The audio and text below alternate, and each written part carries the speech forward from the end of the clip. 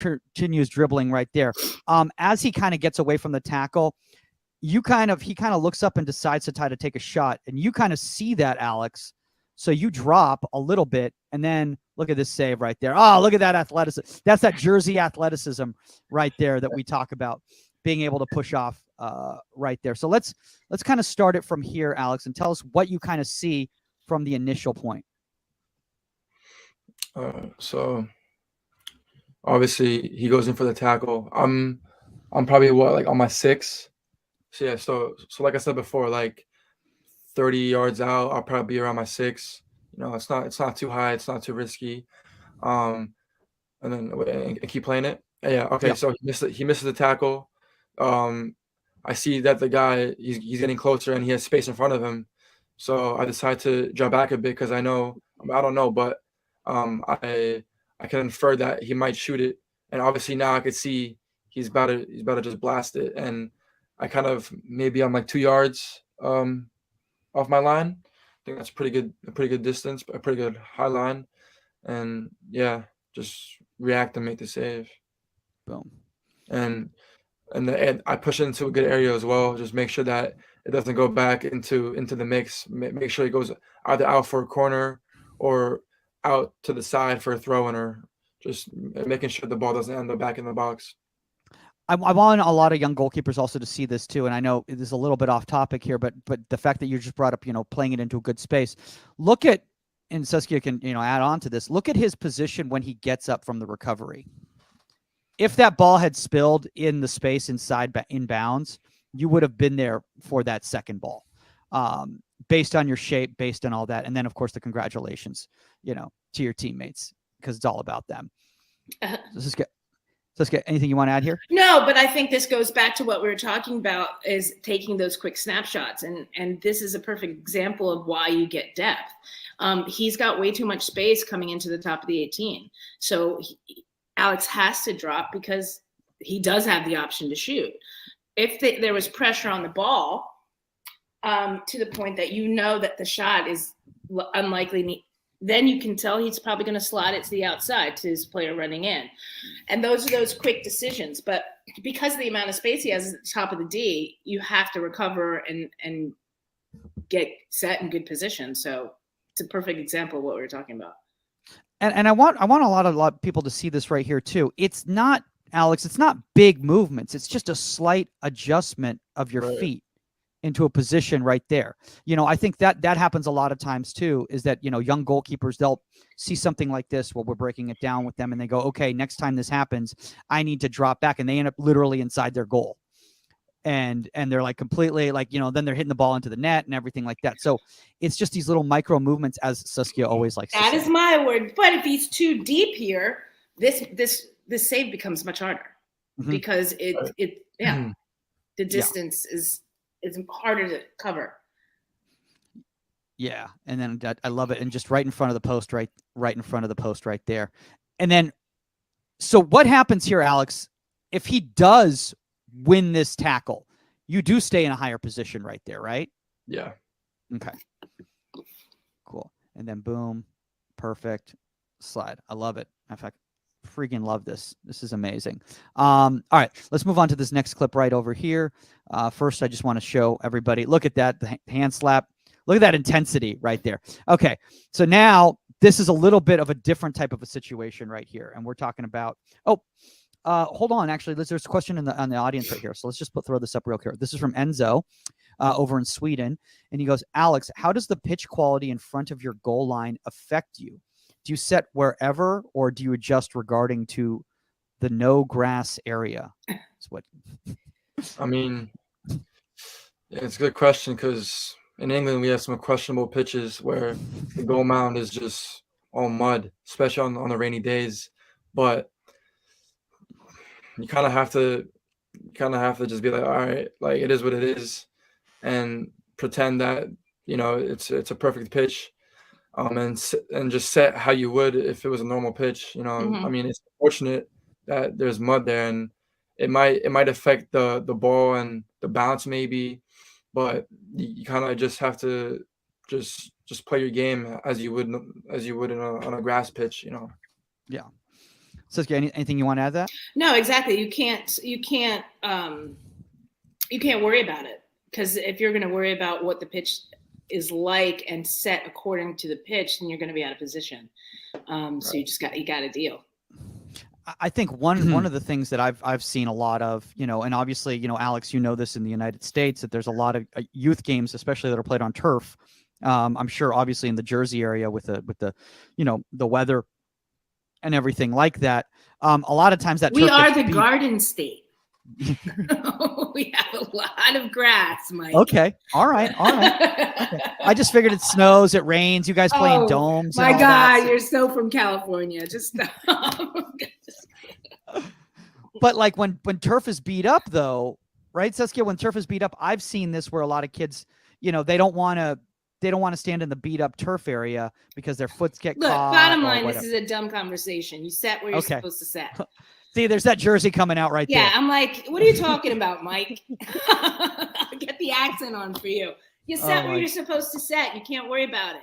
Oh my gosh. Forget about it. Lodge or Mulqueen are right here just saying this to me right now. Okay, so let's go into this. So this is now a free kick situation. This is the 36th minute against Colombia.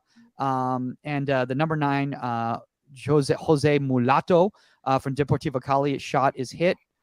So let's just kind of get to that right here. So it's shot, it's hit, it's bending away, and it feels, Alex, as if you saw when it starts bending away that you realize you have to drop slightly in order to be able to have the time to shift laterally and affect that play. And you get just a little touch to get it onto the post right there. So it's kind of a weird angle. I know the TVs don't really favor us goalkeepers. They never give us the great angles here. So let's start from here. All right. What are you seeing right here? In those free kicks from like 30 yards out. To be honest, I didn't really expect him to put it top bins. Like, I was kind of like shocked because, you know, it's 30 yards out. I thought he might cross it. That's why I didn't even put a wall, because he's so far out. I was like, no way he's gonna try to shoot that. But, you know, sometimes you gotta expect the unexpected. But yeah, and then kind of because he's so far out, I think I have a lot more time than usual to get across, and just I got enough to just tip it on the bar, and yeah, I mean that's it. And then I think the way, and I mean obviously I didn't see where the ball dropped, so I did a little spin move to get back up quick, and I think that was also a big part of it, like because you know you never know, because the ball, it might have dropped somewhere in the box for an easy tap in, so I have to get back quick on my feet to make sure and to prevent the a rebound, you know. So yeah, I think what's good about this, I think you find, because he's so far out, and like you said, you thought he was going to dump it in, cross like over the top of the line, about the penalty stripe. Hi. Hey. It's still a work in progress behind me. Still a work in progress behind you? Yeah. I'm trying to hide the boxes and stuff like that. I'm making the effort. What's up? Hi, how are you? Great to see you, kiddo. What's going on? Not much, just staying sharp before camp and then off-season training. So, Jeez Louise. Good. You got so much going on, Case. I know, I tried. I'm like tried to mix it up behind me. Like, that's our Rutgers banner right there. Like, okay. But it's kind of behind my head. Oh, 50 years Title IX. Oh, the 50 years one. Oh, the 50 years one? Is that the Rutgers one? Yeah, 50 years Title IX. My friends there sent it to me. I was like, oh, that's nice. That's cool. Yeah. Case, do you have a date yet for the wedding? We have a month and a year, but no date. Yeah, I know. I hadn't gotten my invitation. I was getting really upset. It'll be a nice Jersey destination wedding for you then. I was like, it's going to be in Jersey? Yeah. We're both from Jersey, and Nice. yeah, so and the only month that I could really do it is December.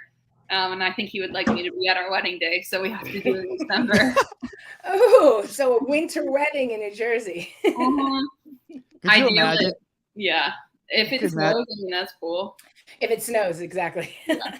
Or you just like it'll be an outdoor wedding, right? Clearly. Get a snowmaker on the beach. You could do the what are those globes, those domes that you guys play in Jersey? Those in like a Bubbles. yeah, the bubbles. The bubble. Yeah, the That would the be bubbles. nice. The Rutgers Yeah, you Well, if bubble, I can right? manage to not have any turf pebbles on my face and like green grass anywhere, that would be great.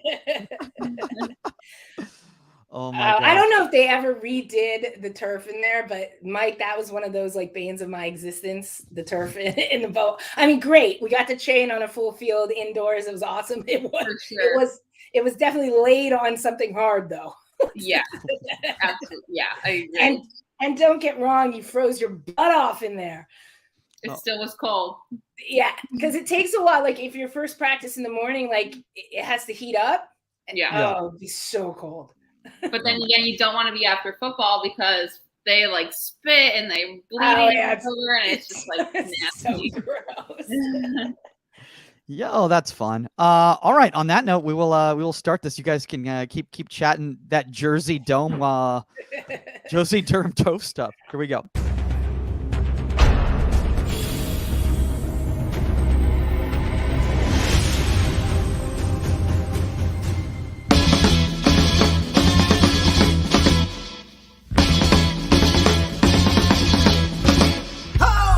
Happy Halloween and welcome to Inside the 18. I'm Michael Magid, live from a very spooky West Hollywood, California right now. With me, 99 World Cup winner, Saskia Weber, and joining us, someone who knows a little bit about U.S. women's national team duty, the one and only North Carolina Courage goalkeeper, Casey Murphy. Case, we went Alex Bordeaux last week, Jersey. To you, Jersey. I think do we need another Jersey goalkeeper next week, Susk? It's hard not to find them. We always say it's in the water. I gave my U.S. shout out for Jamie. For Jamie. Look at me. I just got off the phone with, but never mind. It's a long story. Sorry about that. For Casey, it's a long story. I'll tell you. I just literally was off the phone with a parent and just yelling. So I'm like, that's where my mind was. Sorry, Case. Yeah, it sounds like a solid lineup. I think you should definitely go for your third jersey. Who would it be? Next week. Well, we could reach out to Tim Howard and see if he can take some time away from his Premier League analyst duties and come on next week. There's a lot of Jersey people out there. We haven't had Tim Mulqueen back on in a while. We could have Tim Mulqueen back. There's a lot of people. Yeah, there's a lot of people. Yeah, there's a lot of people. Now, Case, why don't you catch up some people who might not be familiar with kind of what's going on in your world? You got a lot going on right now. Do we have enough time? Yeah, I mean, I'm living the life. I have national team duty coming up. We play Germany in South Florida and New Jersey at Red Bull Arena, and that will end the year off with the national team against a really good opponent. So really looking forward to that. And then Courage season with the NWSL just ended up a few weeks ago. So just starting, end of season reflections, off season training planning, and getting the ball rolling with everything. Just prepping for the off season. But yeah, everything is really good. And you have, I know we'll get into some more depth. You have your own camp coming up. Yeah, I'm hosting. Oh, sorry. Is it this camp right here? There it is. What a segue. We have this down, Mike. We have this down. Yeah, I didn't know you guys were capable of all that. That's pretty so I'm hosting my first ever CMGK soccer clinic, and it's going to be in my hometown of Bridgewater, New Jersey. So I'm so excited about it. I've thought about having camps and just never actually put the time and work into getting it done.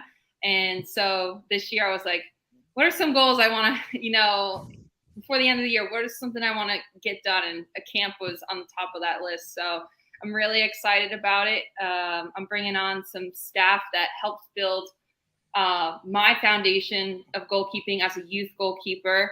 And then obviously other staff as well for the general soccer camp. But I'm really excited. There's been a lot of planning, and I'm just looking forward to the day. That's awesome. I mean, I think, one of the really cool things about this, Casey, and obviously, we're going to be getting into that in the topic today, which is going to be called building clinics and building mini camps and everything, is that, we joke about how busy your schedule is with the national team and, personal things going on in your life. Good personal stuff. That sounded weird. Good personal stuff going on in your life. Congratulations once more. But is something that you've been doing for a while. And I don't think a lot of people are familiar with that, with the fact that you've been actually pursuing this kind of coaching route at the same time as this stunning professional career. Yeah, I think, for me, coaching has always provided a different perspective on the game. And so in Seattle, I did some coaching. I started on, just through an app, built some, like a client base out there. And then when I was traded to North Carolina, I did the same thing. So just the local fields. It's always fun coaching the goalkeepers that, like, for me, like, I was the kid that wanted to get better. And so it's fun coaching those kids that also, like, have big dreams, have big goals, and are looking to, grow and improve their game each session. So done a lot of one-on-one training. And so this will be my first opportunity to host a larger group session. And again, I'm excited for that too, because it can just add more variables into the drills and exercises. I think it's going to be a really good experience for the players. I mean, it's just so awesome that you do this. And, Saskia and I, we've talked about this in regards to the fact of, players of your ilk, first off, that even have the time to be able to do this, because not everybody has the bandwidth. Not everybody can go with 3 hours of sleep a night and still get everything accomplished. But Saskia, we've talked about the fact of more young women like herself, or young men, playing in MLS, who can give back. And because there's something, you know this because you've done coaching, despite the fact you had such an illustrious playing career. No, I mean, it's just, I was being sarcastic. but there's something to be said about, a young boy or a young girl, getting to have that experience. I think what's amazing about it is a lot of players in your position, Case, like, wait until they retire to start their camps, which is totally fine. It's great. Because it is the bandwidth to actually be able to put a camp together, run a camp, staff it, do it. It takes a lot of work. You have to start, like, way in advance so you get the word out and everything. But then your time constraints, like you said, getting ready for, your friendlies, preparing to make the World Cup team and start. I'm just putting that out there. Just like, everything, you see that happen. But to be able to have a clinic and a camp like this while you're still active, it just brings those kids in even more, because here they are at your camp and now they're going to see you playing, and they're going to see you, they're going to go to the Jersey game, and then they're going to know they're going to your camp, and they're going to see you playing, on the big screen next summer. And so it's good for them. It gives them something tangible. It's not like, oh, well, I saw so-and-so, she's 40. That's great. But, they have, this is my coach. She's right here, and now she's playing, so I think that's awesome. And one thing I want to add to that, and Casey, feel free to step in and interrupt me at any time. Otherwise, I will just keep talking. But is that the fact is, like, you're hands-on with this. This is not like a celebrity name, slap your name on something, and it's like, it's the Casey Murphy soccer camp. And you just drop in. You drop in for 30 minutes, take some photos, and you're out. Exactly. You come in a helicopter. No, I want it to be super interactive with the staff and I, like, building the itinerary out, and then obviously planning the exercises. I want to be involved, a lot in it, and I just don't want to wave and say hi and take photos. Of course, we're going to do that to all the kids watching, but it's going to, I also have been a big piece in the logistical side of it, like registration, website, insurance. Like, there's so much to it that you don't realize until you actually start. So it's been a really cool learning process for me too, because once you get into it, you start to see, okay, then I got to do this and I got to do that. So it's been busy, but it's been enjoyable and fun as well. And for me, I'm too hands-on. I could never show up and just watch somebody else running my camp and not interject or not coach. I'd be like, And that's why, like, when picking staff too, I wanted to pick, like, coaches that help develop my game as a youth player, because we have the same, like, verbiage with things, and we explain things similar, and because I learned from them. So I just want to keep that all kind of so it's not confusing for the kids, No, And absolutely. That's a big reason why, especially for this first camp in my hometown, having those coaches there on staff that, trained me in my hometown back when I was, 10, 11, 12 years old. But that's what we're talking about when we're talking about paying it forward, and by the way, I don't want everyone to feel like this is just an infomercial for Casey's camp, because this is all going to be relevant to the topic. But it is true. I love the fact that, you're kind of paying it forward and giving back to, the people, that helped get you to the position that you're at right now. It's not like, hey, local coaches, sorry, I'm flying in blah, blah, blah, and blah, blah, blah. And you can register for the camp if you want to come, like you're like, okay, there's some quality people here that also could use this opportunity. Well, it's also about grassroots, if you can bring people in that have no connection with the community and stuff like that, they might have a name, but who do kids actually look up to? They look up to their local coaches and the coaches that coach Casey and stuff. So you want that. You want to keep that alive. You want to highlight those people as well, not step over them. No, that's absolutely true. You do not want to step over them in any way whatsoever. You want them to be involved in the process. Now, Casey, obviously you've been able to keep your New Jersey roots pretty strong, throughout this entire process here. Have you been doing private coaching in the Jersey area in the off season? Yeah, that's something I like to pick back up when I'm back in Jersey training. I have a few youth players over there that I tend to work with frequently on a weekly basis. And so, yeah, every off season, when it fits into my schedule, obviously it is a busy schedule of training on my for my own season coming up. But when I can, definitely love to do it. I mean, I think that's one of the things, and I think we should just kind of delve into the topic now, because there is a lot going on, and we also want to break down some of these clips that we got that are going to be useful for camp scenarios that we can work on here. But today's topic, guys, is building your clinic. And Casey, I think a lot of people out there, when they think of camp, they think of like, and I'm saying this in the most polite way possible, camp shutout, 400 kids, a week-long residency type of a thing. But there's different types of camps or clinics or mini camps out there.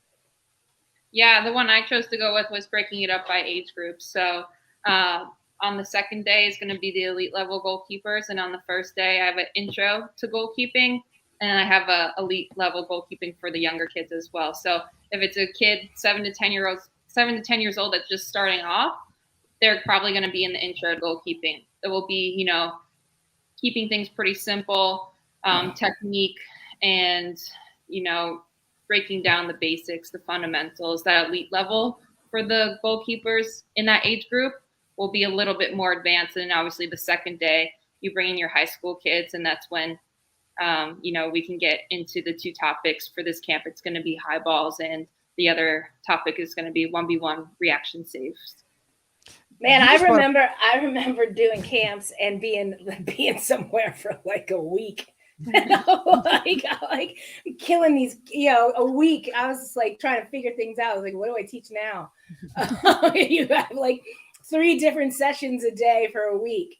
I'm like, sometimes I personally like the shorter format for clinics and camps. I love that you broke it up into age groups. And it's just, you really get to the nitty gritty of it. You don't destroy the kids over 5 days, so you're really not getting quality out of them. They're exhausted, and you're just doing goalkeeper wars at one point, which is a great place for it. But I'm just saying, But I think, you all both are bringing up some really interesting things right here. And Casey, I think, when we talk about, players going back and trying to do camps or clinics, I think one of the reasons, and you tell me if I'm wrong, because you're in the experience right now, is that you've been in such a high level environment. You've been in the highest level environment in the world. And now people are like, hey, why don't you come and work on collapse diving? And you're like, my brain is so programmed into like what an elite athlete would need right now. But the fact that you're still coaching right now, that's got to help, right?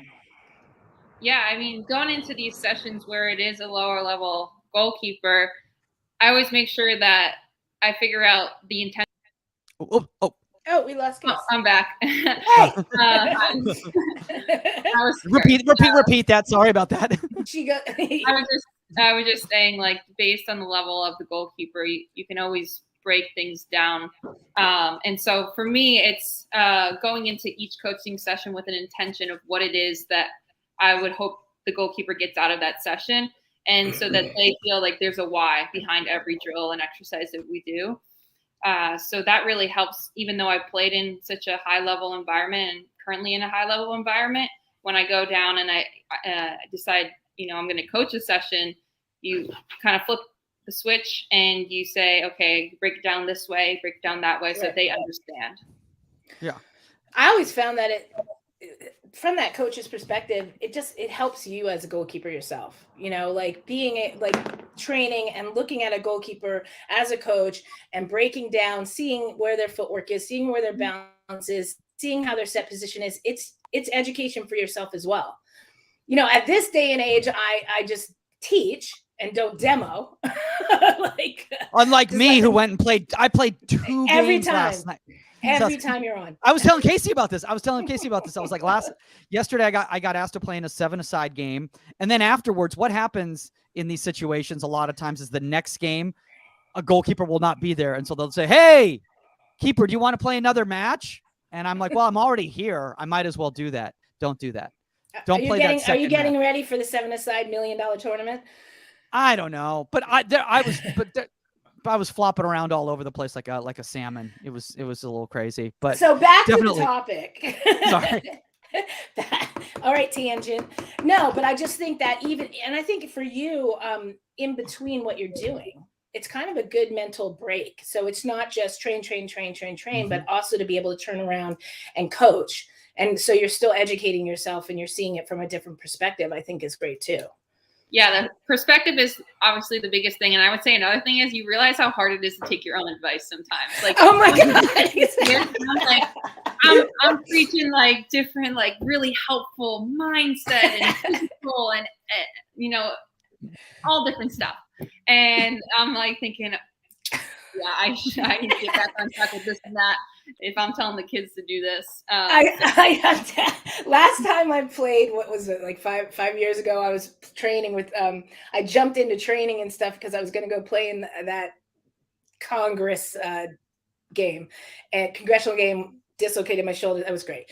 So I'm in the goal with the Bulls kids, the elite boys and stuff like that. And I'm training with them.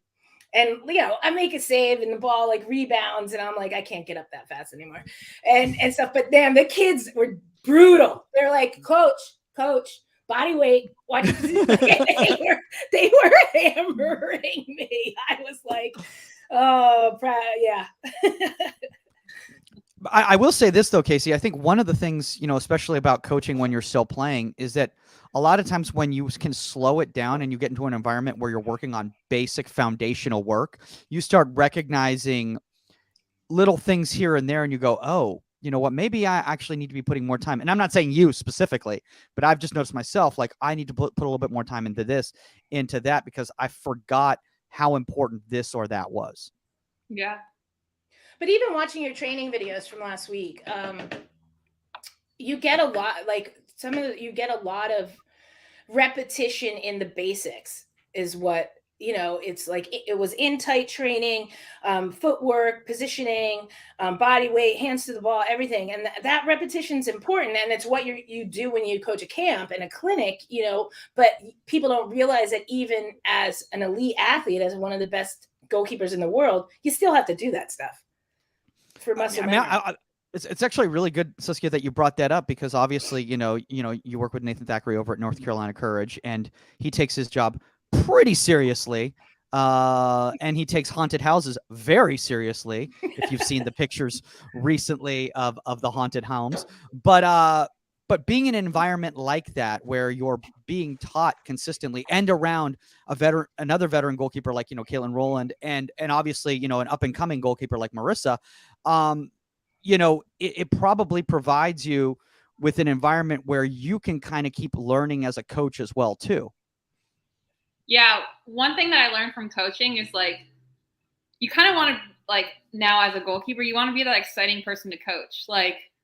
You have those kids that they're exciting to coach because they just want to get better and they're they're interactive within the session, and they're asking questions, and they hold a high standard for themselves. And so like after coaching, that makes me realize like I want to be that exciting player for Nathan to coach. Like it's it goes both ways. And I love that. you know, it's just it makes them take their job more seriously, even though he already takes it super serious. And it also just creates an environment that is enjoyable, and I want to make him better as a coach, and he wants to make me better as a goalkeeper. It's, we're both getting better. And it's also great because it's okay to steal drills from everybody. Yeah, you just tweak one little thing. Yeah, you tweak one little thing and you call it your own, but it's fine. We know where it came from. Oh, absolutely. Absolutely. I mean, and I think, one of the things about that too is, obviously, Marissa's a younger goalkeeper, who's just recently starting her professional career. And obviously, you're at such a position now with your career. Is somebody like that, somebody that like, you chat with Nathan from a coaching standpoint as well too, or do you just like completely leave it player-player relationship?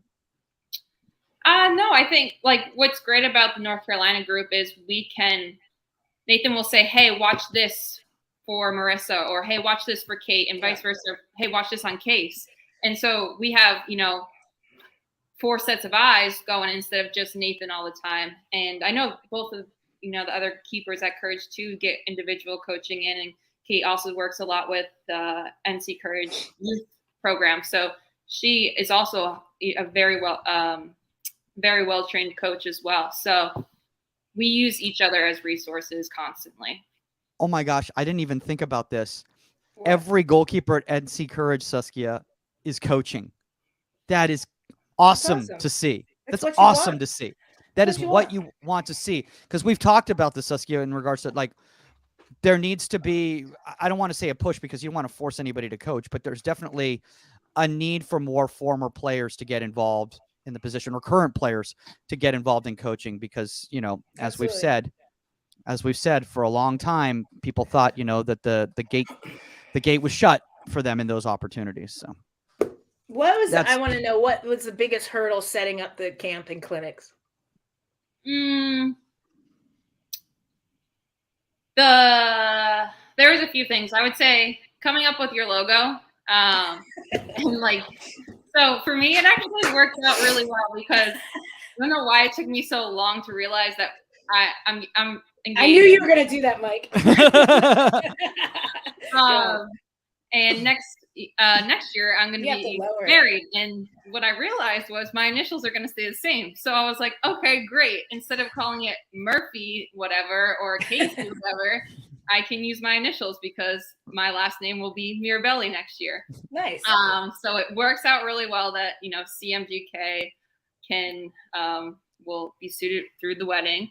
And so coming up with that was fun, but also challenging, because I was, you're brainstorming a ton of different ideas, and then you got to narrow it down. And then also the logistical sides of things, of like registration, insurance, like the nitty gritty stuff that you don't want to, skip out on or miss a beat anywhere. So I would say that stuff for sure.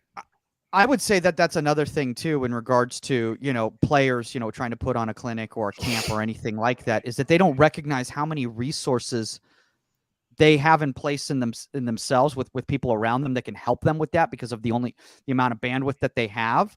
But they also don't realize that they need to itemize and figure out all these different types of things. So have you kind of like delegated these responsibilities to people that are helping with the camp? So I think the reason why I'm able to make this camp possible is like because I have a mentor in helping me put this together. My first club coach and goalkeeper coach ever. He's GM at the facility that the camp's going to be at Top Corner, and he's also director of coaching at my first ever club, Bridgewater Soccer Association. So he's mentoring me in how to go about running the camp and how to make it the best experience for the players. I think that's really important piece to it. Having someone there to guide you, especially if it is your first time, because there's so many little things that you have to figure out, and having someone help you that's done it 1,000 times before is really like invaluable. You know, it's funny that you said that, because Saskia and I, we've had this conversation with people before, and it doesn't have to just do with, like, you know, putting together a camp, but any type of project, how important it is to find people and be humble about it, Saskia, and be like, hey, you know what? This might not be my, my bag of balls or whatever. Mhm. That's a weird, I just Oh my made that God. up. That's not a term. That's not a term. I'm writing it down. I'm writing it Cup down. of tea. Cup of tea. My cup of tea. It is my cup of tea. This might not. So be let me mine, find but somebody here's who that. really enjoys doing that. Yeah, I just oh made my- up a new phrase. Oh my you God. did. And all it's right, awful. I wrote Okay. it down. Oh my God. Yeah, I think also you want to find people that believe in your vision and you trust as well. And that's hard because you're going to something you've never done before and you don't know like all the ins and outs. And so that you have a mentor and that you're humble enough to say, hey, I need help with this. Like I need help in these areas. I don't know what I'm doing. Like help teach me. And, a lot of people, I think people fall into that place where they think they know everything. they think it's just going to fall. Hey, I'm so-and-so. People are going to show up. We're going to have a bag of balls and some goals, and we're going to have a clinic. And it's not that simple. And it really isn't. And unfortunately, I went through people thinking they knew how to run a camp and didn't. And I don't care. You know who you are. And it fell apart. And, and it affected everybody. And so it's important that you are humble enough and have people that you trust enough to be able to surround yourself by that. But especially like, Casey, obviously when it's somebody like yourself, who, I'm sure it sounds, a little loopy to you to hear this, but you're a celebrity. When a celebrity is putting together a project, you have to think of your brand, because obviously your logo design is your brand, it's almost weird because it's sort of like, did you have to find somebody with the same initial for the first last name to marry in order to keep that brand going? Just total coincidence right there. He's like, look, I'm really lucky that I ended up having that same last initial for this to work out. But you have to say, this is going to represent my brand. And if it's not of the level, that's what my brand represents. And that's not going to help me in the long term. Yeah, it comes down to like, as well as like as an athlete, what you want to find companies that align with your values and align with your brand. And so same thing when you're having a clinic, you want to find those sponsorships, those people that align with what you and your your organization is about. And they're going to be bumps in the road. And I think everybody wants this. I'm sure this first round is going to go absolutely perfect and smooth. But if there are little hiccups and stuff, you just learn from it. And you just get better from it next round. Yeah. I'm also like really looking forward to, obviously I'm going to do my best to make sure it's a great experience and day for the kids, but there's going to be, 10 things that for sure I'm going to want to do differently next time. And so I'm also looking forward to that as like, okay, this is a start. What can we learn from this? And then make it, each year just evolve it and make it better and better. Lots of balls. Don't run out of balls. I've definitely been at camps that did not have enough balls. Is Adidas your sponsor? Yes, Adidas is the sponsor. Lots of balls, and don't count on the kids bringing balls. I will tell you that right now, because if you run a camp or a clinic and you think, okay, every kid has to bring a ball, right? First of all, their balls are always flat. Always flat, right? And they're of such varying qualities. And pretty much 50% forget to bring the ball, or their parents don't want them to bring a ball because they don't want them to lose their ball. So lots of balls. That is great advice. I appreciate that. But they'll do this a lot too. Is a lot of camps, they will give the kid a ball the first day of camp. They'll say, bring that ball for the rest of camp. And because they take all the camp balls and they give them to a kid. And then what happens the second day? Oh, I forgot my ball. So because now also, half the again, camp balls are gone because because they that kid also forgot because the ball. they bring it home, they don't want to bring it back because all the camp balls look the same, and they Yeah, don't, they don't want wanna to lose it. their camp ball, even though they write their name on it. I know these sound like the dumbest things, but it's just mind blowing and so irritating. And first of all, it looks more professional if you have 100 Adidas balls. Yeah. And you want to always hold on to them and stuff. And especially with goalkeeping clinics, you need like 3 balls a kid, if you want to keep a session going. So that is my first off the cuff advice: balls. And that goes great with Mike's slogan too. So There we go. It's definitely somebody's bag of balls. Oh God, it still sounds awful. It sounds like a dad joke. It's so bad. It's so bad. I feel like I need to retire from stand-up comedy by the fact that I came up with that on the fly. Oh, that was awful. Okay. Nope. Moving on. Casey, you've decided to also do field players at your camp. What was the reasoning by that? Because it's obviously a lot more difficult than just doing a goalkeeper clinic. Yeah, I'm excited about both. First, the morning session will be general soccer, so we won't be covering goalkeeper, and then after an hour break, there'll be the goalkeeper clinic. And so that morning session will be, a lot of, fundamental things like passing, instep, long balls, crossing, shooting, scrimmages. So just building a staff for that was also fun because you build relationships with players, and so it's an opportunity for me to bring in some of those players that I currently play with, or are in the area that I've grown up playing with. And yeah, I think to put on a field player clinic is, again, to see how it goes and see if it's something I want to continue to do as well.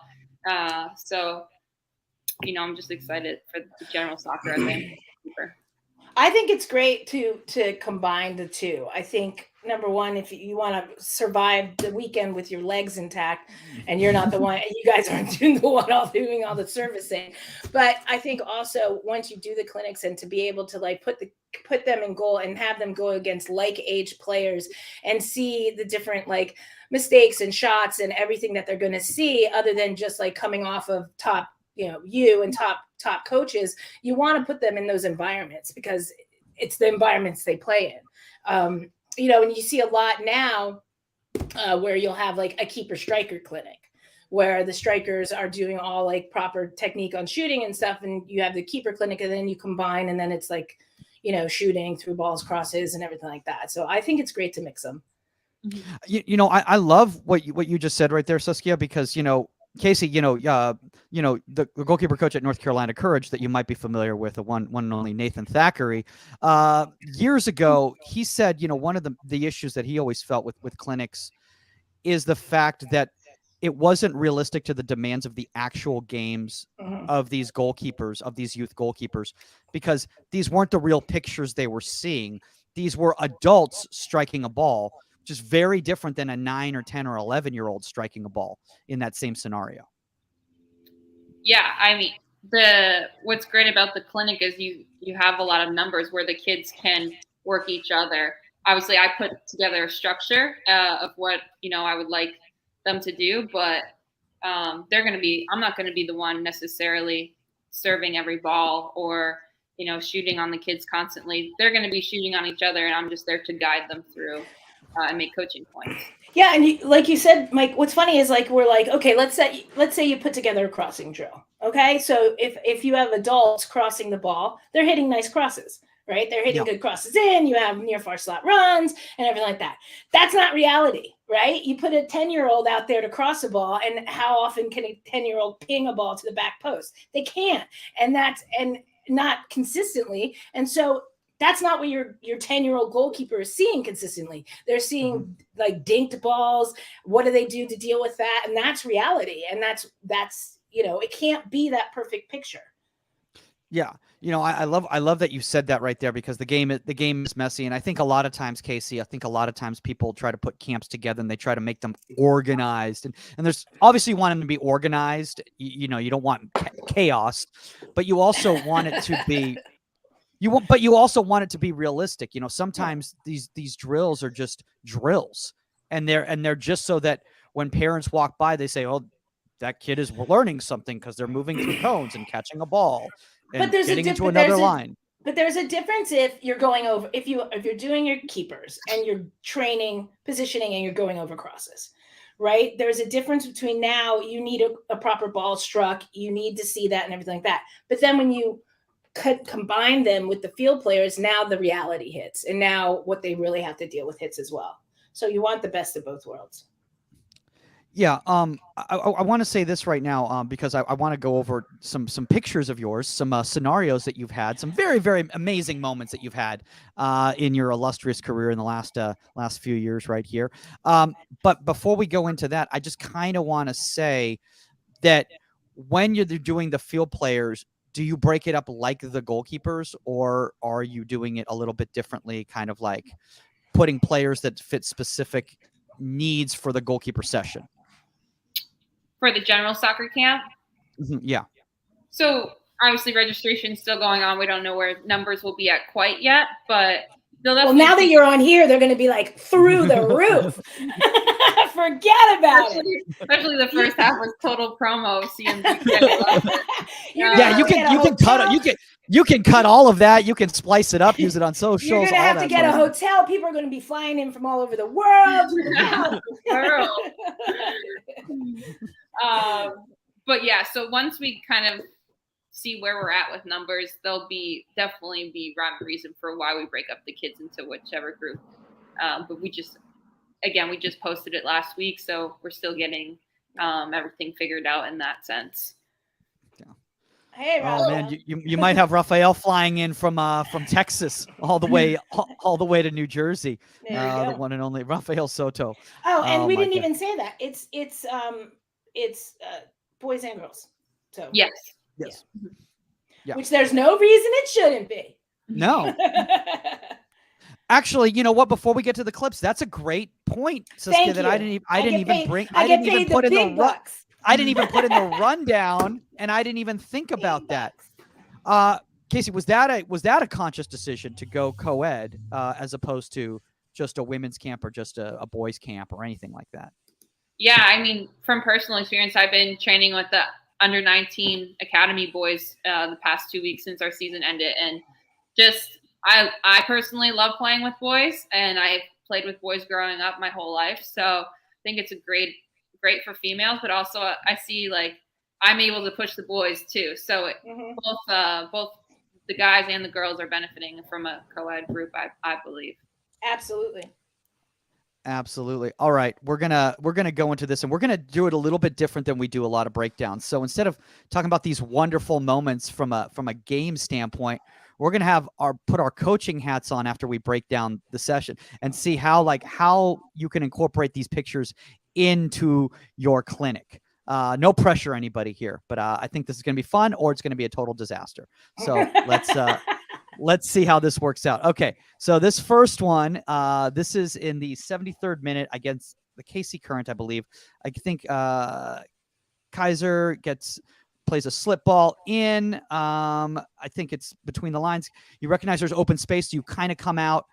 I love this. This is one of my favorite things right here, is the fact that you approach, but you don't over approach, and you stay big, and it's a great 1v1 save. Look at that. Is that right off the face? Yikes. That's world class, though. Look at that ball coming in. See that gap? Holds position and lets it hit, and then you shift it. Arm. Was that your arm? No, that was total face. It was your face. It was your face. Okay. It was your face. It makes me. I will interject right now because Lauren, UCLA's game yesterday sent me a clip, and she goes, and then this happened, and she saved a face, like being big right off her face. I'm like, hey, it's not in the back of the net. It's like you got the shutout. So but look at this. This clip because you want us to work on face saves at camps. I think your insurance just went through the roof.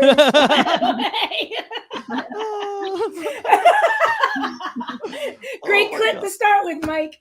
Okay. So I'll put my coaching hat on right now. If you're incorporating this into clinics or into your camps, and you're working on through balls, the thing that's key about this, number one, everybody's starting position is going to be different. Casey, obviously being Shaq, can have a higher starting position, right? And so what you want to get away from in the clinic and coaching is that you don't want people to get too close. If Casey comes too close to this ball with your height, you're kind of you're putting yourself in a difficult situation if she slots the ball low, right? Number two, we see a lot of camps and clinics. Don't do it. Don't do a drop save or a K save here. You're too far away from the ball, right? So we see that. We see kids doing that. So incorporating through balls and everything into your clinic is key. It's in the game. It's every goalkeeper has to do with it. But how each goalkeeper deals with it because of their size, strengths, and everything is important to focus on as well. I want to say this in regards. Was that what you were asking us to do, Mike? Absolutely. So that was fantastic. It's almost as if you've done this before. I want to add on to this, and Casey, tell me if you agree as well too, because of the coaching environments that you've been in, is that incorporating defenders in these 1v1 activities is so massive, because I see so many times at camps or clinics, it's 1v1 with no additional support. And that's not realistic to the game, because it's not just you by the amount of time it's just going to be you by yourself. I mean, is going to be very, very, very low percentages. There's always going to be a chase. There's always going to be more than one player generally on the attack as well too. So adding those elements, do you agree? Yeah, I agree. I think that's a good point. And then also, this is a live scenario, right? So I wouldn't start with scenarios like this. Obviously, really? build into it. And I think when you're building into it, you can use mannequins, you can use dummies. Yeah. If you have extra goalkeepers available, that's great as well. Yeah, that's what I was going to say. And then I think incorporating the defenders, like live defenders, is where I would end. No, yeah, absolutely. You're going to start off with the different scenarios in like an educational platform of like, all right, here's a through ball. This is this scenario. These are the different ways to handle it and stuff. And then you build. I love using live goalkeepers, not mannequins. So if you have extra goalkeepers, now you rotate them, and now they're your defenders or the attacker that is getting the ball slotted to, and you rotate it. And then the end result is you bring the field players in and you play, or you set up these scenarios. I wouldn't start with this either, and definitely not the face save. By the way, I had a face save yesterday, and they said that it wasn't. Mike. They said that it went out of bounds. They said it didn't. It did make contact. There was a goal kick, and I was like, I kind of want to take credit for that. It did hit my face. Okay. It did hit my face. Alvarado brought up a great point right here, Case, and that is love to incorporate communication with something like this. Is that another wrinkle that you would add, another layer? What do you mean by communication? Yeah, I mean, in this situation, the communication should have been done already. So now with the through ball, if she's still talking, I'd be yelling at her, going like, why are you still talking and communicating? Just focus on the situation at hand. But yes, if you're in a game-like situation, then I think you would start communicating with your defenders, which way to push and everything. But I think in this immediate through ball situation, you shouldn't be communicating anymore. Yeah. And that's a part of my game too that I've been trying to continually improve as well, is like learning how to organize and communicate properly to the back four in front of me. So that's a good piece. It's obviously takes a lot more time, and watching a lot of games on your own and asking questions to the coaches at practice, as well as what they want their defenders to do. But that's definitely a good point, is like, how can you communicate so I'm not in this scenario? Yeah. It happens to me every time now the ball gets closer to the 18, I start getting a little Saskia on my shoulder saying, it's like, stop communicating, so focus on the play. Because I used to be such it's like I said last time, it's like I've seen, people still communicating the balls in the back of the net. Like, like, hey, weak side. I'm like, hey, pick the ball out of the near post net now. I'm glad you organized your weak side too late, and they're still talking about it. But the ball, there's a time and a place for it. All right, let's get into another action here that I think is something that definitely should be worked on in a clinic here, and that is scanning and passbacks. So this is an example right here of Casey, and I love what you do right here. This is against San Diego Wave. There's the back pass, and you recognize that there's a separation mismatch up high. So watch your prep touch. It's forward, which is already creating momentum for you, rather than being neutral, to hit that ball. And look at this ball that Casey hits. Nice. Look at that ball. I mean, now you're in the attacking third. And now, I mean, it's just absolutely phenomenal. I want to see that again. Well, I think what I like what you said was the beginning of the clinic. Everybody's together, and you're going to be working on long balls, touches, passing, and everything like that. It's hard, and this is another on it. It's hard in a clinic, indoor, correct? Mm-hmm. In New Jersey, and it's hard in a clinic no matter where you are with field space to practice long balls and services like this. Like you have to, and this is where people have to take this in the context. Like you have to understand your limitations. Not everybody is in North Carolina with 20,000 fields around them, and each goalkeeper have their own plush green field, like while they're training.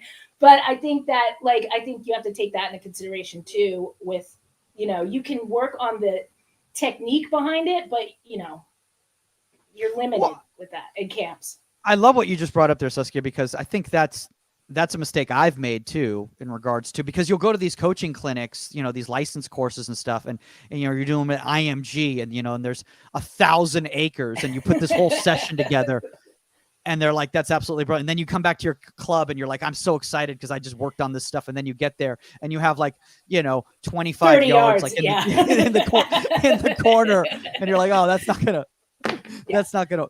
not gonna work. But I think that, and Casey, tell me if I'm wrong here, you can work on something like, teaching goalkeepers to be able to drop back to create depth and momentum for themselves to hit a long ball. Yeah, that's a good point.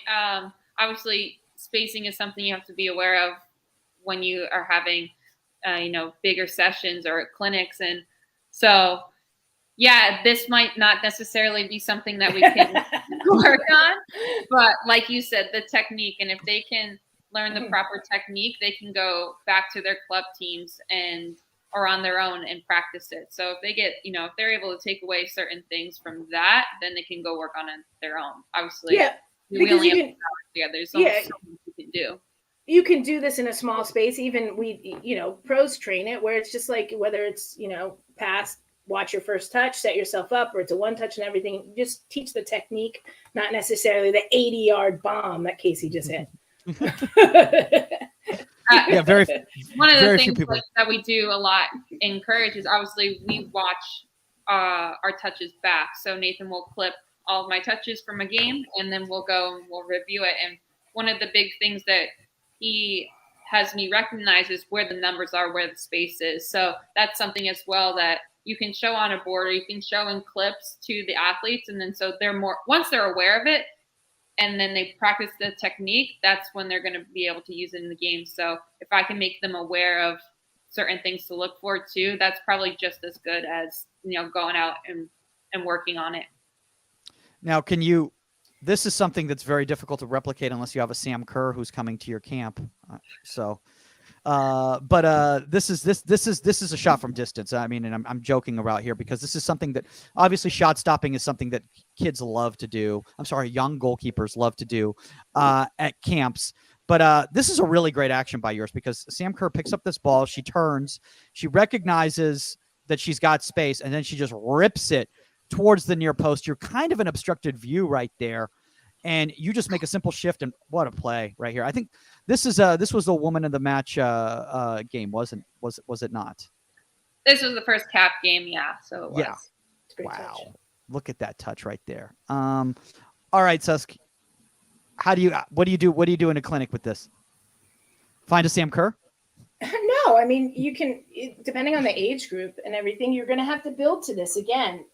It's something like it's a clinic to start teaching fundamentals and proper technique. Now, everybody's technique is going to vary depending on who they are as a goalkeeper, but you would start building up to positioning and what hand to use, and I never like saying that, because depending on the shot, if you use your backhand to keep it out, that's fine with me. Technically top hand is what everybody would say, and Case did it in this point, but you just have to work on those micro movements, build up to it, maybe starting close, get them used to kind of moving across the goal, covering the space, then back it up slowly, and then let loose with some shots and everything. So I love what you're saying there in regards to the layering, Casey. And I think, when you're talking about, going from the foundational group to the older group, I think a lot of times what people do, and myself included, is we skip steps because, we're with the high school kids today. Okay, so we're now at step 90, and we were at step 2 with the foundational group, not recognizing we needed to build. Yeah, it's just as important that, just because it's a high school group doesn't mean you don't need to cover the basics. Obviously, it's a camp, so kids are signing up from all different types of clubs at all different levels of clubs. So it's quickly evaluating that, and then based off that, grouping them so that you have kids at similar levels working Absolutely. with each other. That's part of it as well, is like you're not as familiar with the players that are signing up, and that's just Yeah, and I think that's so key, Case, because depending on the numbers are going to be huge. We all know that, and so you want to be able to assess their levels, because throwing, like, you're going to have high school kids in there that just haven't ever had goalkeeper training before, or maybe are just a good athlete, or maybe want to be a goalkeeper. And, if you have an elite ECNL player, somebody on the youth national team or something in there, and you have that level, to be able to separate them and realize, okay, we can move more quickly through the same structure with this group. So-and-so has this group. And then this group is more of a basic, we might have to slow this down, and we're not going to get to the Sam Kerr shot from the outside, the D. But I think that also with that, like, is making sure you have enough staff so you have, your 3 or 4 main coaches, but then also having in, high school goalkeepers or college goalkeepers there to assist the main coach at each station is something that I'm also incorporating in, because it's brilliant. More eyes on the kids is better. So absolutely. And if you need to say, hey, so-and-so I'm going to give you a little group right now, let's go over this. And if you have to split them up, you can. But a lot of clinics and camps don't do that. They'll just attach like 2 main goalkeeper coaches, and that's it. And you have a ton of kids. And basically you're trying to coach a beginner at the same age to an elite player at the same age. And something gets lost in that. And so to have more eyes on them, that's the way to go. That's the way you run a camp. That's the way you run a camp. Casey, can I ask a question here in regards to like this play right here, particularly, and obviously there's a lot going on here and it's a very high level play and everything like that, but something like just teaching a goalkeeper how to deal with an obstructed view and how to shift laterally just to find the ball. Is that something that you would want to incorporate, in your clinics? I would say that's definitely an important. Casey, Mike's under the impression that each session is going to be 10 hours long. So, I mean, okay, look. No, go ahead, The Casey. first 2 hour clinic, and we have to. No, I mean. Maybe I just wanted to watch these clips. I don't know. Maybe I just wanted to watch these clips. So. Go ahead. Definitely something that you can incorporate into, if you're doing shots from distance, you have these certain variables that you can talk about, but for the camp that I'm having, like, we're not covering shots from distance. So right. That wouldn't be something I bring up at that camp, but it will be when I go forward and I, have a camp that is focused on shots from distance. Yeah. And I think that, Mike, what you also have to realize is it's one thing if you're having a 3 or 4 day camp, like, or something like that, where it's the same kids over and over again, like two sessions a day and everything. And you build into certain scenarios, you deal with a lot of things. But when you're having clinics and stuff like that, you really want to touch on the points that they're there for, and that will give them the tools to be able to do this instead of doing it and trying to figure it out as it's being done. You want to give them the footwork, the proper technique, the proper positioning to be able to take back to their clubs and incorporate that when their clubs are doing shots from distance. Yeah. No, that makes sense. And maybe, maybe the better way, like when we're talking about maybe a shot from distance or a play like this type of a thing, maybe incorporating like either an independent study where, hey, find some match actions, you know, and break them down, or like or do like a classroom session or something like that. You know, maybe that's a better way to go about it. I don't know. I'm just thinking out loud here. Yeah. It's always good to be prepared. The kids are going to have a ton of questions, right? So this might come up. And so, you know, kind of thinking about all the things that they might ask and having your coaching points is a good point, Mike. And thanks for that reminder. Very PC. Well done, kids. Okay, look, it's almost like she's had media training.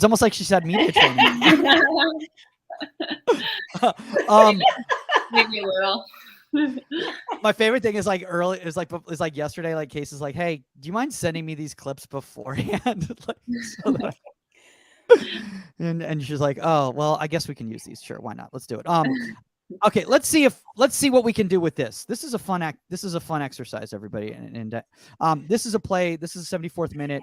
I think Kelly O'Hara sends a ball in to the 6. Ashley Hatch flicks a header towards Casey. You shift and track. For some reason my Siri just went on. Can everybody hear that? No. Can everybody hear my Siri? No. Hello? No. Did everybody lose me? No. Did you guys you guys could hear me that whole time? Okay. Yeah. That was the weirdest thing. My Siri just went on my computer and it was like, I'm sorry, I didn't get that. So Siri, anyway. Okay. Anyway, this ball comes in, it's flicked off the 6, right? Player picks it up right there. This is something I think you can work on at camp. And that is that shift across, low dropping ball and making that save coming across like that. I think this is a world-class play right near myself personally. I want to watch that again. Thoughts here, everybody? Yeah, well, I mean, obviously anything like in tight and stuff lends itself to clinics and camps. And so being able to progress into any sort of like change of direction, you know, balls that are served one touch across, like you do something towards end line that are served in, and anything in a tight, depending on your space restrictions and everything in a tight situation. I mean, we've seen those in training sessions and everything. And this is more something that you can incorporate into building into in a camp structure. Phew. Okay, good. Casey. Yeah, I second that. I think that was spot on. They also have all the fun rebounder tools now that can also be incorporated into camp. And it's one that's fun for the kids. They like using that stuff. And 2, it actually does work the goalkeeper. So that's something that I would definitely bring into a clinic is those reaction rebounders. Yeah, and you get more turnover with this as well, right? You know, if you're counting on shots from, okay, look, if we go back to shots from outside the D, right? Long, I mean, how many are going to actually hit, you know, how many are going to be on point and stuff like that. So you want some repetition in here. And so you want to put drills together where that's possible. You know, if you have 10 goalkeepers sitting here and you have a couple in the mix and they have rebounders and you serve it in, and then it's like in the 4 goalkeepers are trading off, then you have turnover, and that's what you want as well at camp. Yeah, you never want the keepers just standing around doing nothing. And get everyone involved. And unfortunately, with shots from outside the 18 and stuff like that, with high school and younger players, how many are going to hit on point? That's why I said you have to have a lot of balls. Yeah, no. I mean, you both are so. Look at this. We're all learning here. I think you're learning here. I'm learning here. Okay. I'm learning here. But I think another really cool thing too, and I love, Casey, what you said about, you know, you can use rebounders for something like this, is I think this can also teach a lot of young goalkeepers to keep and track a ball and keep their shape at the height of the shot. I see so many young goalkeepers that when a ball drops like this, they go over the ball and it goes in. But this is fantastic. I think a reason to use rebounders, I think it's a great point, Casey, in this situation, is again because you want a finished product to train the keeper on the save. And if you're relying on, even if it's like a short dink in here, if you're still relying on kids to do like a full volley or a half volley, how many are you going to get on net? So if those kids have rebounders and they're like pushing the rebounder, you're going to get some quality on the back end of what the keeper's doing in the save. Mm-hmm. Yeah. And I think we're going to just move on we're going to get rid of the clips now. We're done because I'm terrified to show the other ones right there. Because you'll be like, well, if I had 65 yards, I could do that one too. Sure. Well, you kind of have to get your mentality, Mike. I love you, Yeah. you know that, but you have to get your mentality out of the one-on-one or the 4 goalkeeper training in a park Yeah. field where you're the only ones there. You know, you Yeah. have to remember that this is a group. There's going to be numbers. There's going to be multiple things going on the field, on other parts of the field, on other fields and stuff like that. And so you have to set your structure up to be able to train in these spaces and with this amount of players. And Casey's 100% right. You don't want players standing around. Yeah. Can anyone tell that I've only been doing privates and small groups instruction for like the last couple of years? And I have not been in that environment in a while, probably from all these clips here. All right. So let's move out of that. Casey, while we have you here, and thank you for taking all the time. I know you've got 17,000 things going on right now, but we really did want to share this out. We wanted to do your infomercial for you. We wanted to do your infomercial so you could use all that stuff. Advice for any. By the way, which was my suggestion. What was your suggestion? It was my suggestion. No, Sus really was. She literally texted me and she was like, "Hey, why haven't you had Casey on lately? She's got a camp coming up. We need to have her on to talk about her camp." I did. Love that. And I Records jumped don't stick together. That's right. Oh my gosh. And I'm like, oh boy, I just thought that you were too big time. I just thought, honestly, Casey, I'm not gonna lie. That was his answer to me. I would never. No, he didn't say too big. He He didn't say too big time. He goes, oh, well, I was just worried because, she's got a national team. She's got the wedding. She's got I had a list of stuff. I'm like, oh my God, just ask her. My favorite thing was when Thak was on a couple weeks ago and he was coming on and he's like, oh my God. And he's like, you again? Don't they have any other guests? I was like, what? Oh my God. Casey, advice for any players that want to put something like this together, because obviously, you're, despite the fact that you are a celebrity, you are very accessible, and I'm sure you'd be willing to help people out right here. But what advice do you give to a player who's like, I kind of want to do something in my area during the off season like this? Yeah, I think just that, your hometown is a great place to start. You have connections there. At least for me, I have a lot of connections there. And so that can kind of get the ball rolling is, going back to your hometown, hosting something there. And the other piece of advice would be that mentor part is having someone to help guide you in the right direction of how to get things started and what are the main things that you need to tackle first. And then from there, you can get creative and make it your own. But even just being on with you guys, just talking, conversations, asking questions, all that stuff, just it helps in making it the best day, best experience for the players and learning. I was a kid that grew up going to camps and clinics, and I was on staff at Tim Howard's, I was on staff at Heather O'Reilly's clinics, and so I kind of had an idea of how things went about and how things should be run. But once you host your own, it's a totally different ballpark. And so I would just say find a mentor, kind of people that you trust and have the best interest in you and can help you get started. Yeah, and you know what, I'm gonna say this and do it because you want to do it and you want to give back. Don't do it because you're looking at dollar signs, and that should never be your motivation.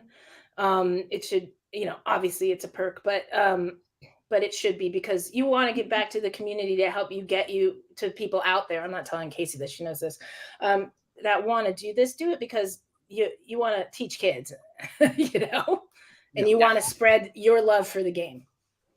And I want to say this too, Susky and Case, I think that a lot of players who want to do this, I personally think that you're going to be giving back a lot. If you do it for your former high school or former club, because I'll be honest with you, if you're an MLS goalkeeper, an NWSL goalkeeper, there's a good chance you may be the best product that's ever come out of that high school. So like it's going to be very inspiring to a lot of young players out there to see you back in your hometown in that environment and recognizing that it is possible, you know, to come from Bridgewater and, you know, play for the national team. You know, these things are possible. Or Princeton, New Jersey. Anywhere in New Jersey, apparently, you can play for the national team. I should have just been born in New Jersey. That was the whole. That was all I had to have done. Maybe you'd be taller. I probably would be taller because of the water. Well, look at me. I say that, and Casey's got like 5 inches on me. Not that much, but like. Oh my gosh, Casey! If people want to find out more about the camps or clinics, where's the best place for them to connect with you or reach out to? I probably would say my Instagram or on the website of topcorner.com. Nice. And obviously, if you want to reach out to us, it is a very, very simple way to do it now. All you have to do is go to the Union Soccer community on all platforms. Here's a smart link that sends you. It's fully interactive. We have a interactive forum. We got exclusive content. You can DM. You can do everything you can on traditional social media, but it is a cyberspace space. There's no trolls there. Everyone there is quality. Everyone there's there for the same reasons. You can DM Saskia at Saskia Weber over there. You can DM me or you can DM the podcast. It's a lot of fun. We really, really appreciate all of you that have been sharing it out there. And by the way, we just recently made a comment this morning. A lot of people have been emailing asking about verification. Just directly reach out if you can't find the application process, because we are verifying all the coaches and players on there that deserve to be recognized. Right, Saskia? Absolutely. Yeah. I love it. And guys, if you have a guest suggestion or a topic suggestion, very, very simple. It's contact@insidethe18media.com or at Goalkeeper Podcast on all socials. One last thing. Yes. I want my camp t-shirt. Oh. It's in the mail. With the logo. I want to be able to wear my camp t-shirt. I got you. All right. I mean, look, Casey put all the time into the logo design to make sure it's something that Saskia would be willing to wear around everywhere. That's right. Oh my gosh. All right, guys. Well, that's all the time on Inside the 18, and we are out. Remember, Casey Murphy camps December 17th and 18th, right? Yeah. I got it. All right. We are out. Later, guys. Bye, guys.